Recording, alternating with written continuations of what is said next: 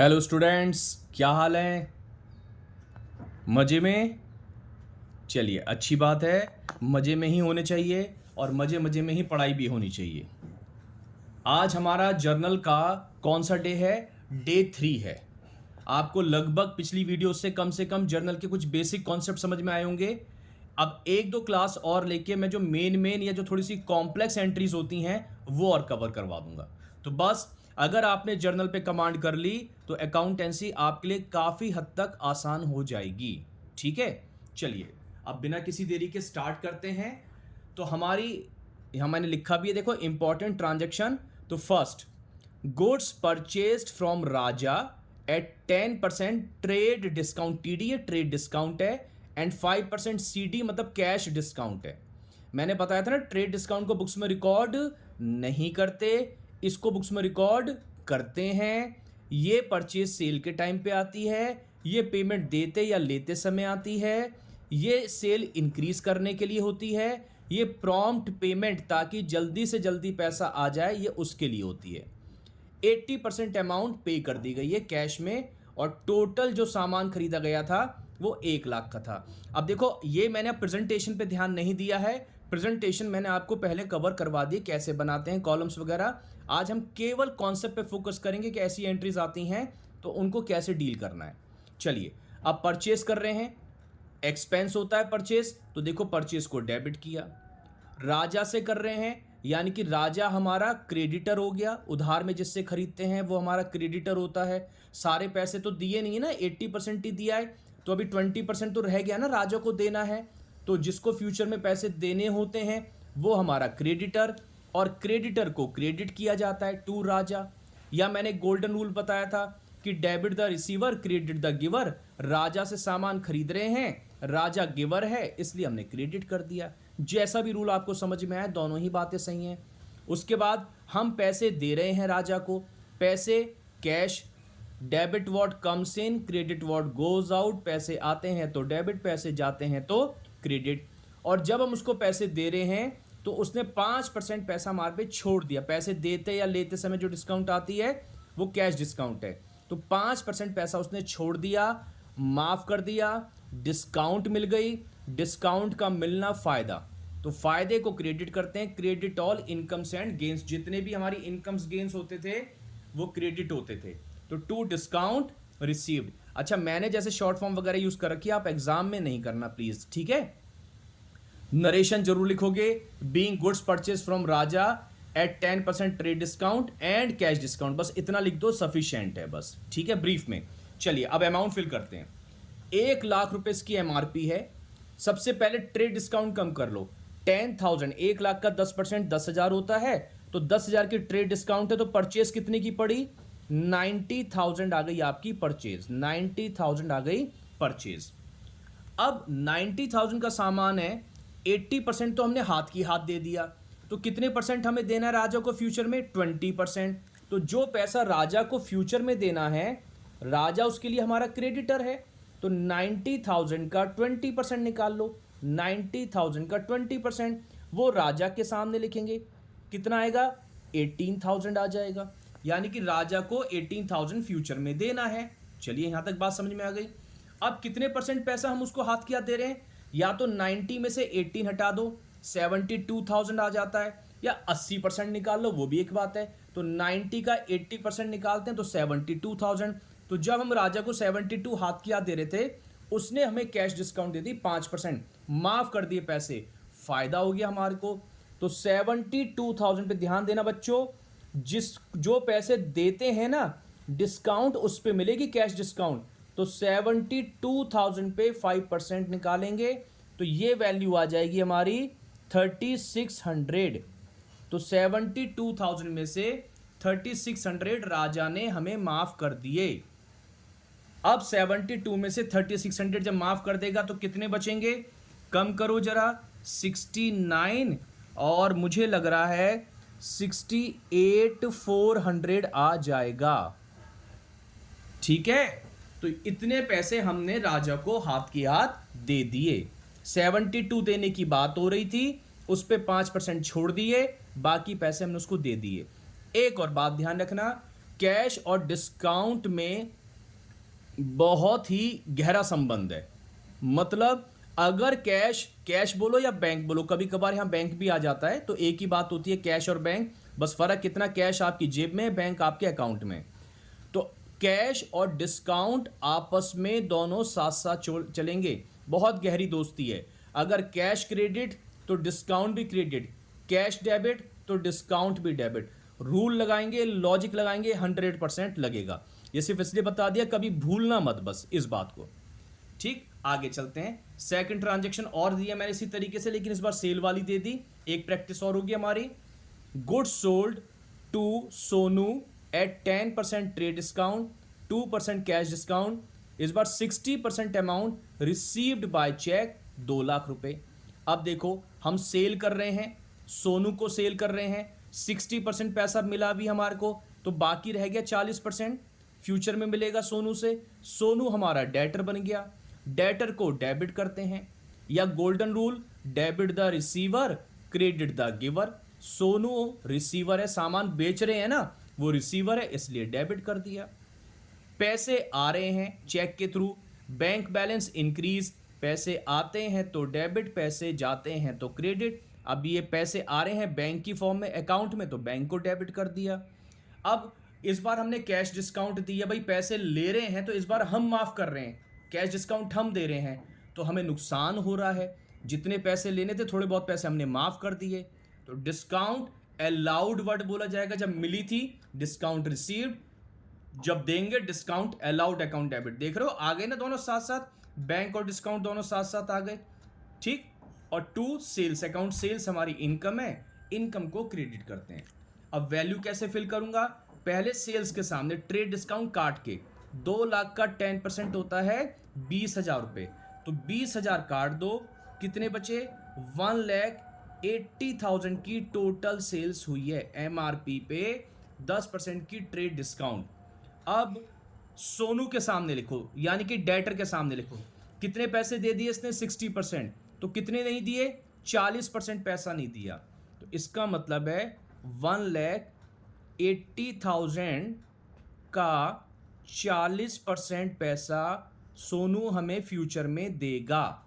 ठीक है, 180 का 40%, तो ये कितना होगा, ये हो जाएगा 72,000। बस एक बार कैलकुलेशन आप चेक कर लीजिएगा, कुछ गलत हो जाती है तो ठीक कर लेना, लेकिन हाँ कंसेप्ट मैं आपको क्लियर कर रहा हूँ। तो 72,000 सोनू से हम फ्यूचर में लेंगे। अब कितने पैसे मिल गए, 180 में से 72 हटा लो, या 180 का 60% निकाल लो, तो कितना हो जाएगा, 180 में से अगर हम 72 कम कर लें तो हमारा कितना आता है, ये आ जाएगा 10 में से 2 8, और ये आ जाएगा हमारा 1,08,000। 1,08,000 हमारा पैसा है जो मिल रहा है, लेकिन इस पे हम उसको डिस्काउंट दे रहे हैं। सारे के सारे 1,08,000 रुपये नहीं ले रहे, कितनी डिस्काउंट दे रहे हैं, 2% हम उसको डिस्काउंट दे रहे हैं। 1,08,000 पे 2% की डिस्काउंट दे रहे हैं, तो जब इसको निकालेंगे 1 2 1 2, तो ये हो जाएगा 1080 को अगर 2 से मल्टीप्लाई कर लें तो कितना होता है, ये 2160। इतने की डिस्काउंट हमने दे दी, इतने पैसे हमने छोड़ दिए, 2160। तो 1,08,000 में से हमने 2160 छोड़ दिए, तो कितने ले लिए, 10 में से 6 गए 4, और 9 1 8, और 7 5, तो ये आ गया हमारा 105,840। ये पैसे हमने चेक से उससे ले लिए। एक बार कैलकुलेशन प्लीज देख लीजिएगा, बाकी मैंने बता दिया करना कैसे है। जितना पैसा सोनू को देना था वो सोनू के सामने आ गया 40%, 60% मिल रहा है, तो वो अमाउंट आती है 1,08,000। जो मिल रहा होता है वो पूरे पैसे नहीं मिले, 2% हमने माफ़ कर दिया वो डिस्काउंट में, तो 1,08,000 में से डिस्काउंट हटा दो तो यहाँ पर आ जाएगा। या मैं ये भी कह सकता हूँ 180 में से ये और ये माइनस कर दो तो डिफरेंस लिख दो, वो भी एक बात है। ठीक है, चलिए आगे देखते हैं आगे कौन सी एंट्रीज हैं। इसके बाद है next, goods destroyed by fire and 2000 fire ₹2000 and claim received 1800 रुपये। हमारे 2000 के गुड्स खराब हो गए और क्लेम मिला इंश्योरेंस कंपनी से 1800 रुपये का। चलिए देखते हैं, नुकसान हुआ, नुकसानों को डेबिट करते हैं। Loss by fire account debit. और मैंने आपको बताया था ये पिछले वीडियो में कि आपने जो सामान खरीद के रखा, जो परचेज करी, वो परचेज आपकी ऐसी चली गई, फ्री में गुड्स चले गए। कहीं भी फ्री में गुड्स जाएंगे तो आप परचेज को क्रेडिट करोगे। तो 2000 का सामान आपका जल गया, आपने उसकी एंट्री बना दी, लॉस डेबिट हो गया, परचेज आपकी रिड्यूस हो गई, परचेज का डेबिट बैलेंस होता है, डिक्रीज तो क्रेडिट। उसके बाद आप क्या करोगे, अब आगे आप इंश्योरेंस कंपनी पे क्लेम लॉज करोगे, लॉज्ड क्लेम डालोगे कि भैया इंश्योरेंस कंपनी हमारा 2000 रुपये का सामान जल गया है, लाओ हमें 2000 रुपये दो। इसको बोलते हैं क्लेम डालना, क्लेम लॉज करना। तो यहां पर इंश्योरेंस कंपनी वालों को हम डेटर बना के चल रहे हैं कि उनसे पैसे आएंगे, डेटर को डेबिट किया जाता है। और ये जो लॉस हमने डेबिट कर रखा था, क्योंकि हम मान रहे हैं पैसा मिलेगा, इसलिए इस लॉस को हमने खत्म कर दिया फॉर द टाइम बीइंग। तो इंश्योरेंस कंपनी को डेटर बना लिया और लॉस हमारा कैंसिल हो गया। डेबिट था, जब कैंसिल करेंगे तो क्रेडिट। इसकी नरेशन क्या लिखेंगे, being claim lost, LODGED, lost, हमने क्लेम डाला। उसके बाद अब हमारे को पैसे मिले, 1800 मिले। भाई इंश्योरेंस कंपनी का सर्वेयर आया, उसने बोला जी नहीं, आपका 2000 का सामान नहीं, केवल 1800 का क्लेम पास होगा। तो उन्होंने 1800 का क्लेम पास किया है। ये इंश्योरेंस कंपनी के ऊपर है, नहीं मान रहा भैया उनका सर्वेयर, तो क्या कर सकते हैं। तो हमारे को पैसे मिले, बैंक अकाउंट डेबिट, पैसे आते हैं तो डेबिट, पैसे जाते हैं तो क्रेडिट, बैंक बैलेंस इंक्रीज। अब देखो 200 रुपये का नुकसान हुआ नहीं हुआ, नुकसानों को डेबिट किया जाता है। ये रूल हम पढ़ चुके हैं, नुकसानों को डेबिट करते हैं। अब इस नुकसान का नाम ध्यान रखना, ये लिखा है P&L, P/L, ऐसे लिख सकते हो आप शॉर्ट फॉर्म में। फुल फॉर्म है प्रॉफिट एंड लॉस अकाउंट, लेकिन आप शॉर्ट में P&L लिख सकते हो, चलेगा, अलाउड है। तो अगर क्लेम मिलते समय कोई नुकसान होता है तो उसे आपको फिलहाल अभी रट लो, एक अकाउंट में डेबिट करते हैं, उसका नाम P&L अकाउंट है। 11th में आगे आएगा ये चैप्टर, डिटेल में आएगा, बहुत इंपॉर्टेंट चैप्टर है और इंटरेस्टिंग भी है, मार्क्स के हिसाब से भी, कंसेप्ट के हिसाब से भी। वहां आपके साथ डिटेल में डिस्कस कर लेंगे। फिलहाल ये है कि लॉस है, ये तो समझ में आ रहा है, लॉस को डेबिट करते हैं, इस अकाउंट में डेबिट करेंगे P&L में।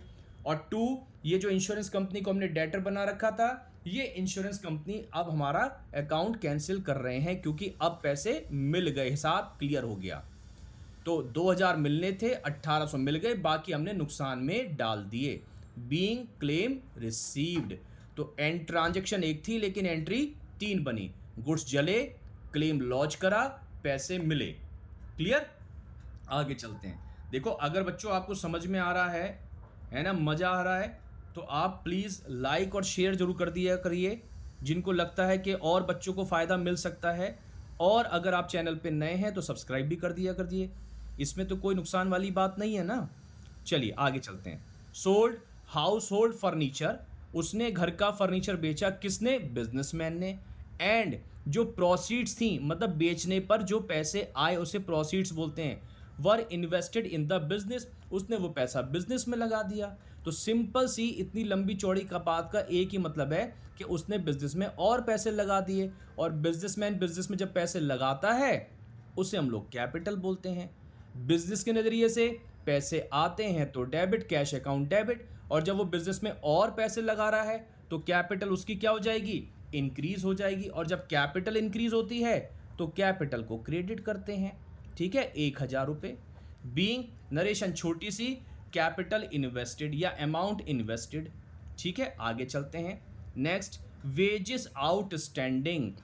आउटस्टैंडिंग का मतलब होता है हमने एक्सपेंस तो कर लिया या सर्विस तो ले ली, वेजेस मतलब मजदूरी, उस वर्कर से काम तो ले लिया, लेकिन अभी पैसे नहीं दिए हैं, पैसे देने बाकी हैं। तो इसको ध्यान रखना, जब भी आउटस्टैंडिंग एक्सपेंसेस होगा इसको आप तोड़ के पढ़ना। तोड़ के कैसे, मतलब खर्चा हो गया एक बात, पैसे देने बाकी हैं दूसरी बात।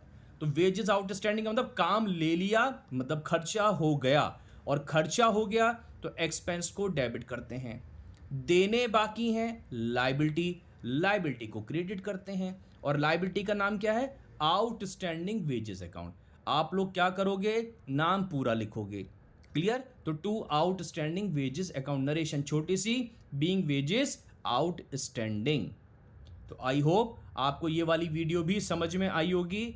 अगली वीडियो में मिलते हैं कुछ और जर्नल एंट्रीज के साथ। तब तक के लिए आप स्वस्थ रहो, मस्त रहो, और नेक्स्ट वीडियो में मिलते हैं फिर। Thank you.